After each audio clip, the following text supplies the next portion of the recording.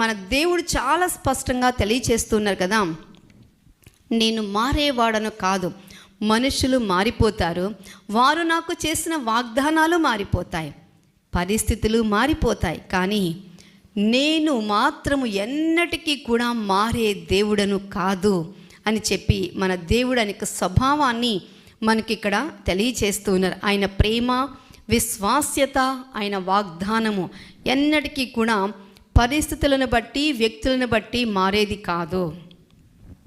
ఎందుకంటే మనమైతే వ్యక్తుల్ని ప్రేమించే విషయాలు కాస్త వేరియేషన్ చూపించవచ్చు, అది కూడా చూపించడానికి వీల్లేదు.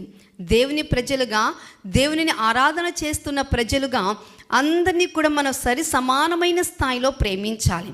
అయితే ప్రభు అంటున్నా కదా, you may change but I never change. అదండి, దేవుని సేవిస్తూ ఉన్నామని చెప్పుకుంటూ ఉన్న మనము మన ప్రవర్తనలో, మన ప్రేమలో ఎక్కడ కూడా మార్పు రావడానికి వీల్లేదు.